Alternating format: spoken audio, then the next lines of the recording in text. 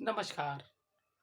अब जो बात करेंगे हम सीपीसी के भाग 9 की बात करेंगे, सॉरी भाग 8 की बात करेंगे, जिसमें धारा 113 से 15 तक में बात करेंगे।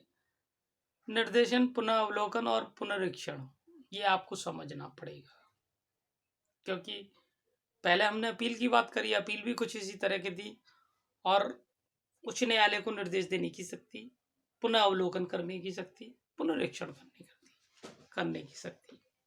Reference to high court, review, revision, ठीक है ना। अब हम धारा 113 के संबंध में बात करते हैं। वो ये कहता है उच्च न्यायालय को निर्देश देने की शक्ति, ठीक है ना।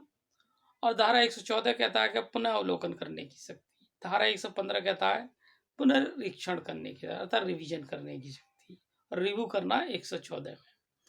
अब हम आपको इसके संबंध में थोड़ा थोड़ा बताते हैं ये क्या है। किसी मामले में आपको ऐसा लगता है कि कोई मामला सिविल का चल रहा है, जिसके अंतर्गत किसी न्यायालय के द्वारा ठीक ढंग से न्यायालय के द्वारा कोई लोअर कोर्ट में केस चल रहा है, उसे सही से ट्रीट नहीं किया जा रहा, आप उसके संबंध में हाई कोर्ट में से डायरेक्शन ला सकते हैं। उसे बोलते हैं निर्देशन।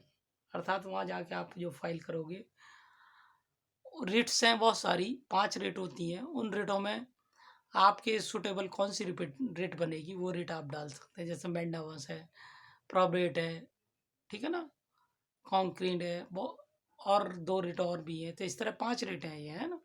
हिंदी में लें बंदी प्रतिशीकरण, उत्प्रेषण, प्रेषिषेध, ठीक है ना, परम आदेश, ठीक है ना। इस तरह की 5 रिटें हैं ये।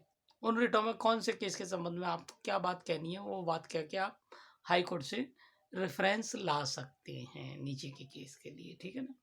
अब हम बात करेंगे अगली धारा के संबंध में, जो बताता है रिव्यू, ठीक है ना। वो ये बताता है कि रिव्यू कब फाइल और कैसे किया जाएगा। रिव्यू की परिभाषा है पूरी, ठीक है ना। रिव्यू दरअसल में त्रुटियों को सुधारने के लिए किया जाता है। किसी आदेश में कोई त्रुटि हो गई है तो आप उसे फाइल कर सकते हैं, ठीक है। समझिए कुछ इस तरह से, किसी न्यायालय के द्वारा कोई आदेश पारित किया गया जिसमें कोई त्रुटि रह गई है, तो आप रिव्यू फाइल करने का 30 डेज का टाइम होता है। लिमिटेशन होती है हर चीज़ की, यहाँ विशेष ध्यान रखना। अपील दायर करने की भी लिमिटेशन होती है, रिव्यू दायर करने की भी, रिवीजन की भी, और हाई कोर्ट में जाने के लिए कोई लिमिटेशन नहीं होती। लेकिन ज़्यादातर मामलों में लिमिटेशंस होती हैं, ठीक है ना। तो रिव्यू दायर करने के लिए 30 दिन का लिए होता है, अपील दायर करने के लिए भी 30 दिन का होता है, कुछ केसों में 90 दिन का लिए भी होता है, ठीक है ना। अब रिवीजन है उसके लिए भी आपको 30 दिन का होता है, लेकिन कुछ मामलों में वहाँ भी 90 दिन का होता है, ठीक है। इस तरह अ, तीनों को आपको समझना होगा। तो हाई कोर्ट का तो मैंने आपको बता दिया। अब रिव्यू 30 दिन के अंदर फाइल किया जाता है। किसी भी आदेश में, कोई भी आदेश माननीय न्यायालय के द्वारा, लोअर कोर्ट के द्वारा कहीं कर दिया गया, हाई कोर्ट के द्वारा या सुप्रीम कोर्ट के द्वारा, और त्रुटिवश उसमें कोई चीज़ रह गई है या वो जुड़नी थी तभी वो आदेश होना था, तो उसमें आप रिव्यू फाइल कर सकते हैं। और रिव्यू को एक तरह से ये मान के चलिए, रिव्यू भी एक पिटीशन है, वो पिटीशन अलग से फाइल होती है और उस पिटीशन को दोबारा से फिर फाइल ओपन होती है और फिर सुना जाता है आर्गूमेंट। और वास्तव में त्रुटि होती है तो माननीय न्यायालयों के द्वारा अक्सर उस त्रुटि को दूर कर दिया जाता है आदेश के द्वारा, और कोई विशेष बात हो जाती है तो उसमें करेक्शन कर दिया जाता है।